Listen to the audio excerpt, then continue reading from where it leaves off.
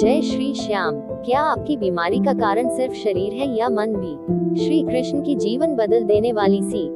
नमस्कार दोस्तों, जय श्री श्याम, जय श्री कृष्ण। आज मैं आपसे एक बहुत ही गहरा, भावनात्मक और जीवन को बदल देने वाला विषय साझा करने जा रही हूँ।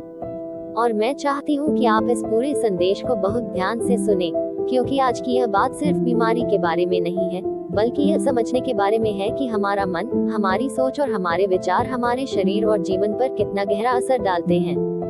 दोस्तों, हम सब जिंदगी में कभी न कभी यह जरूर सोचते हैं कि बीमारी सिर्फ शरीर में होती है। अगर सिर दर्द हो गया तो दवा ले ली, अगर बुखार हो गया तो डॉक्टर के पास चले गए, अगर कमजोरी हो गई तो आराम कर लिया। लेकिन क्या आपने कभी यह सोचा है कि कई बार शरीर ठीक होने के बाद भी मन ठीक क्यों नहीं होता?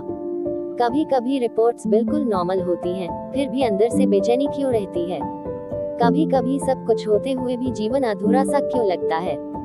दोस्तों, यहीं पर श्री कृष्ण की शिक्षा हमें एक बहुत बड़ी बात समझाती है। श्री कृष्ण भगवद गीता में कहते हैं, मन ही मनुष्य का मित्र भी है और मन ही उसका शत्रु भी है।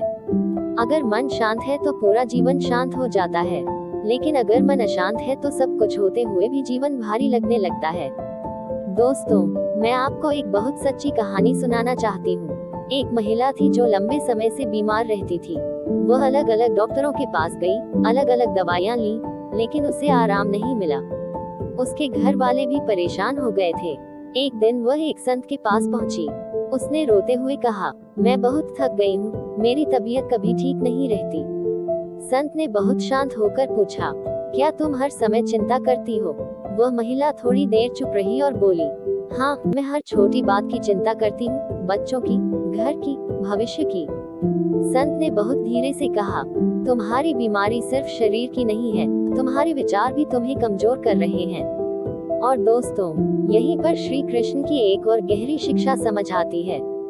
जब मन में अशांति होती है तो शरीर भी उसका प्रभाव झेलता है। इसलिए श्री कृष्ण कहते हैं कि मनुष्य को अपने मन पर नियंत्रण रखना चाहिए। दोस्तों, आज की दुनिया में सबसे बड़ी समस्या सिर्फ बीमारी नहीं है, सबसे बड़ी समस्या है अंदर की बेचैनी।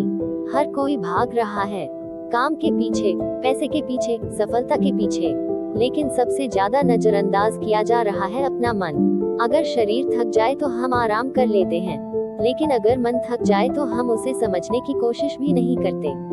और यहीं से धीरे धीरे तनाव, घबराहट और कमजोरी शुरू होती है। दोस्तों, श्री कृष्ण हमें एक बहुत सुंदर बात सिखाते हैं, जो व्यक्ति अपने मन को जीत लेता है वही सबसे बड़ा विजेता होता है। लेकिन जो व्यक्ति अपने मन के विचारों में खो जाता है, वह धीरे धीरे खुद को कमजोर महसूस करने लगता है। दोस्तों, मैं आपको एक और उदाहरण देना चाहती हूँ। एक व्यक्ति था जो हमेशा चिंता में रहता था। उसकी जिंदगी में सब कुछ था, घर, पैसा, परिवार, लेकिन फिर भी वह खुश नहीं था। वह हर समय सोचता रहता था, अगर ऐसा हो गया तो क्या होगा, अगर वैसा हो गया तो क्या होगा। उसका मन कभी शांत नहीं रहता था। एक दिन वह एक संत के पास गया। उसने कहा, मैं हर समय चिंता करता हूँ, मुझे शांति नहीं मिलती। संत मुस्कुराए और बोले, तुम आज को खोकर कल का दर्द जी रहे हो, और यही तुम्हारी सबसे बड़ी कमजोरी है। और दोस्तों, यही बात श्री कृष्ण भी हमें सिखाते हैं कि इंसान को वर्तमान में जीना चाहिए। जो व्यक्ति वर्तमान में जीता है वही वास्तव में शांत और मजबूत होता है। लेकिन जो व्यक्ति हर समय कल की चिंता करता है, वह अपने आज को खो देता है।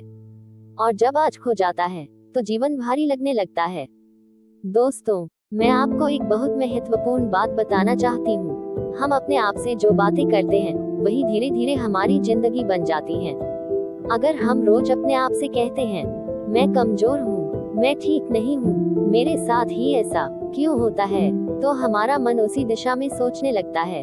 लेकिन अगर हम वही शब्द बदल दें और अपने आप से कहें, मैं मजबूत हूँ, मैं धीरे धीरे ठीक हो रही हूँ, श्री कृष्ण मेरे साथ हैं, तो हमारे अंदर एक नई शक्ति जागने लगती है। दोस्तों, श्री कृष्ण का संदेश बहुत स्पष्ट है। शब्दों में शक्ति है और विचारों में दिशा है। आप अपने बारे में जो सोचते हैं वही आपकी पहचान बन जाता है। इसलिए कभी भी अपने आप से नकारात्मक बातें मत कीजिए। दोस्तों, एक और बहुत बड़ी समस्या आज के समय में तुलना है। लोग हमेशा दूसरों से अपनी तुलना करते रहते हैं और इसी तुलना में अपनी खुशी खो देते हैं। लेकिन श्री कृष्ण हमें सिखाते हैं कि हर व्यक्ति की यात्रा अलग होती है। हर किसी का समय अलग होता है, हर किसी की परीक्षा अलग होती है, हर किसी का मार्ग अलग होता है। इसलिए खुद को किसी और से कम मत समझिए।